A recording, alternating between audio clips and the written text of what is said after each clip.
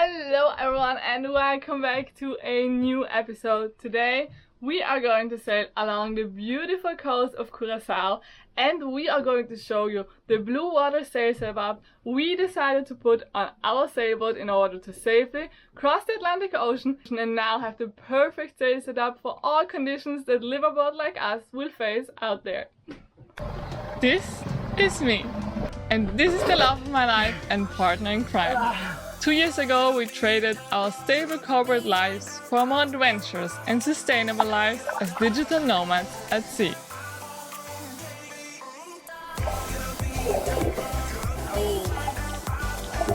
Follow along as we discover new places and build our businesses one anchorage at a time.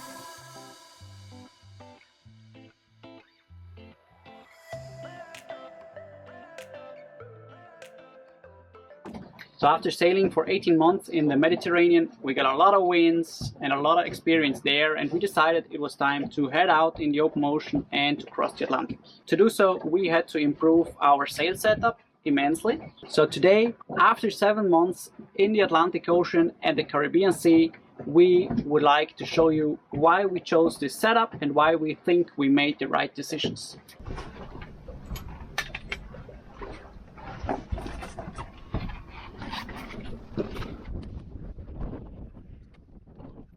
When you alter your sail setup, sometimes it also means that you have to alter the sail rigging of the whole sailboat.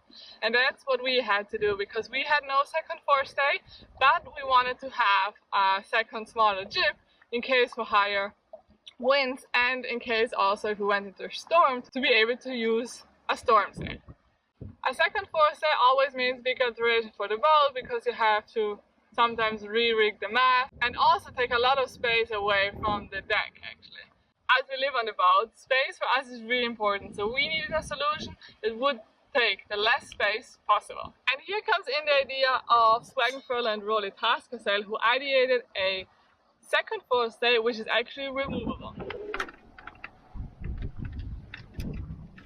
Our 2-to-1 halyard system consists of a Dyneema halyard which we can stow away to the mast, so we have nothing in front. It comes from top of the mast and goes down to a fixing point to a chain plate in the deck where we can fix the furler and the sail. So on top the Swaggenfurler consists of a swivel, so we fix the sail here and then we can furl the sail.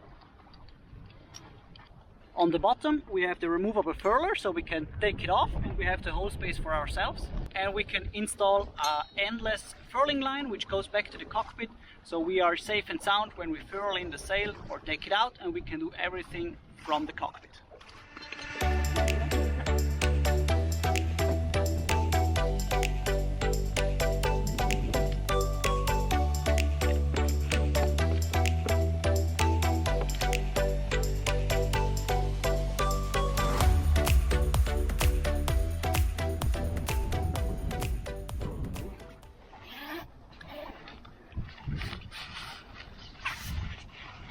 The first thing we want to show you is our heavy wind jib, which is the one we mostly use on our 2-to-1 halyard system.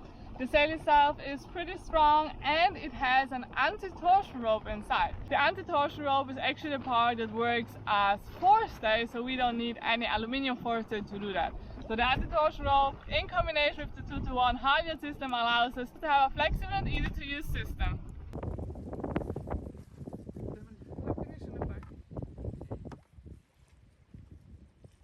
This allows us also to furl in the sail, take it away, and we don't have any sheets running back to the cockpit when we don't use the sail. So the cockpit is clean, and especially for sailing, if we want to sail with the Genoa, there is no forestay when we tack. So we can tack from starboard to port side very easily without having to furl in the Genoa or without having the fear to damage the forestay.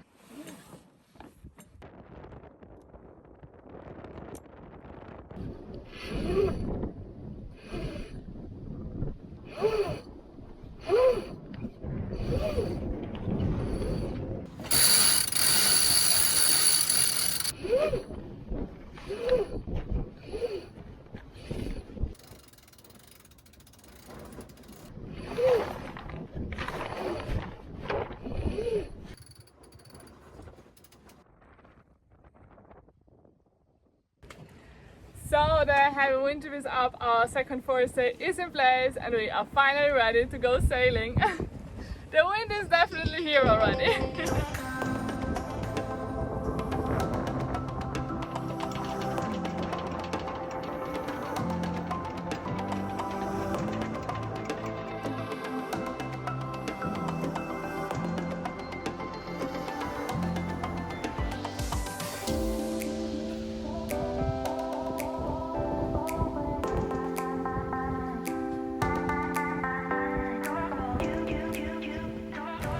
We are finally on the move, and it looks like we have a lot of wind, so we definitely are going to need the heavy wind chip today. When we got the opportunity to work together with Rolly Tasker Sails on our dream sail setup, for us it was really important to find a balance between safety, speed and amount of sails, because as you know, we are living on Fortuna, so dragging around a lot of sails was just not an option for us. Nevertheless, we needed to be prepared for all the conditions that could be happening out on the Atlantic Ocean or in the Caribbean Sea. So at the end, we decided on a sail setup with 6 different sails, from which 2 are always up.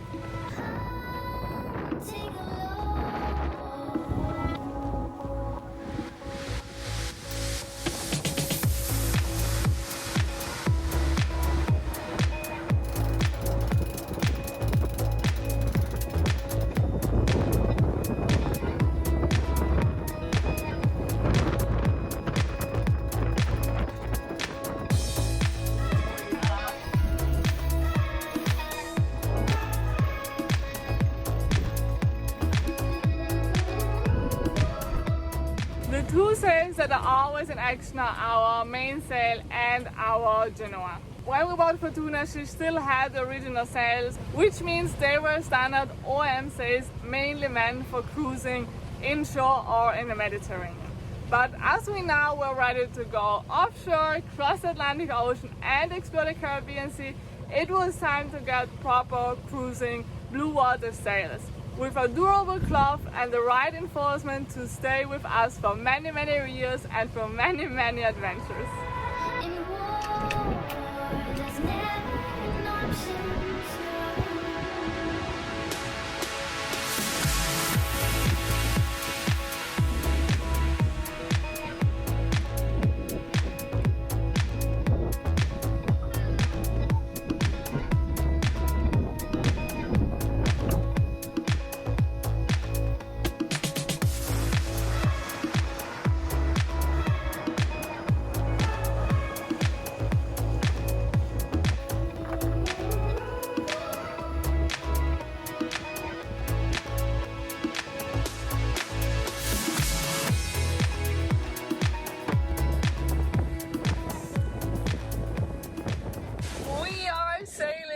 It is just beautiful. We are on a perfect downwind course with our sails up in our butterfly and are just surfing down the waves with 5 to 7 knots, so it's really perfect right now. We have quite some wind, about 20 knots, so we're very happy to have out our heavy wind chip.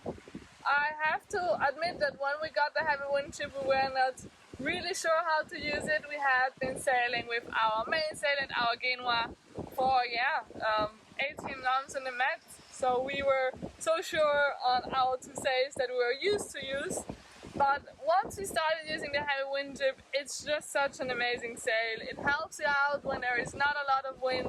We started using it in a 3 sail constellation with the main sail, the Genoa, the pole and the jib, so it gives you this little extra when there is not a lot of wind. And obviously when there is a lot of wind, you just can further in the Genoa and totally trust on your heavy wind chip. It's a sail we definitely recommend to everyone. Definitely if you're going for an Atlantic Ocean crossing or start sailing offshores, a heavy wind chip is a must. And I would even say, recollecting the wind and waves we had in the Mediterranean, a heavy wind chip would have come easy in a lot of situations. Wow, that is quite some wind today, but the heavy wind chip is doing an excellent job. Unfortunately, this will mean that we are not really able to take out any other sails today. But I still want to explain to you our sail setup and why we decided to go for it. As mentioned at the beginning, we have a total of 6 sails on board, which in combination allow us to sail all different kind of wind speeds and wind angles. So far we have talked about our Bluewater mainsail with durable cloth, reinforced leeches and multiple stitching. We have a Genoa sail with an extra foam in the laugh, which allows the sail to keep its form also when it is being reefed, and we have the heavy wind jib. So these three sails allow us to sail between 10 to 25 knots on pretty much most of the angles. What is now still missing in our sail setup is a light wind sail. The fourth sail we have decided to take on board is our beautiful Gennaker, who all of you people have helped us to design. At the beginning we were a little bit scared of using it because we heard so many scary stories about Gennaker dropping into the water or ripping in the middle of a sail. But we have to say it has become our favorite sail, and whenever we have the chance we take it out and go and sail with it. One of the reasons why we are so happy with this Gennaker is also because it is an offshore Gennaker. So it is made of a little bit of thicker cloth, which means you need 4 or 5 knots in order to be able to hoist it. And it is not only stitched but also glued, something that has been very helpful to us on the Atlantic Ocean, as our Gennaker decided to fly freely in 20 knots of wind but did not get damaged at all. These sails allow us to sail until 25-30 degrees. Afterwards the sea can get pretty rough, so we decided to also get a storm jib and a trysail on board. Luckily we never had to use them so far, but we did a trial once with our storm jib, which we're going to show you now.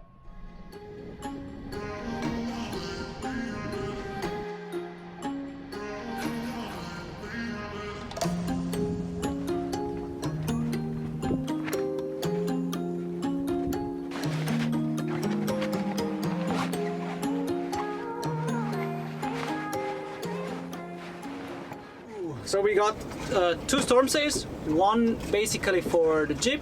We decided for the 2-to-1 inner forestay system to hoist it. So we will show you that. And one as a trysail instead of the mainsail. We are very lucky because we have a furl-in mainsail, which means we would have to take down the mainsail in order to hoist it. Not an option, because in case of a storm we need to hoist it quickly.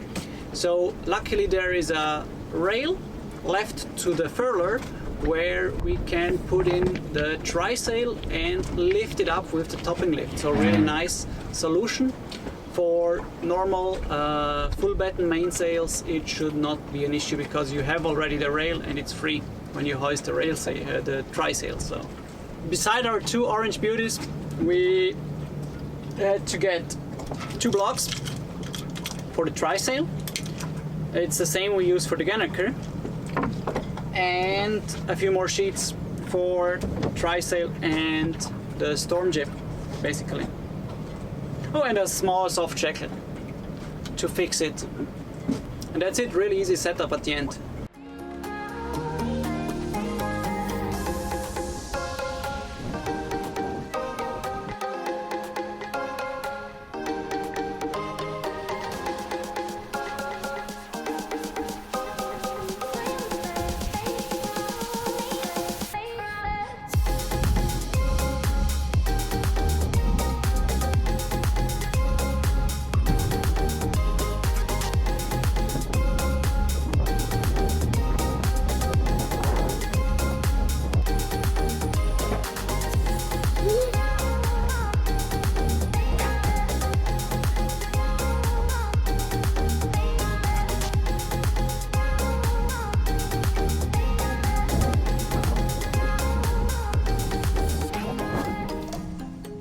This brings us to a conclusion. In total, our sail setup is made up of 6 sails and 1 telescopic boat, which allow us to sail all the different kind of weather and wave situations we have found ourselves so far. To quickly recap, we have a offshore mainsail, a 130% offshore Genoa, a heavy wind jib, a Gennaker, a trysail and a storm sail. We hope you liked this episode. Don't forget to hit the subscribe button and leave us a like and a comment, which really helps us to grow. If you have any questions about our sail setup, feel free to leave them in a comment and we will for sure answer them as quickly as possible.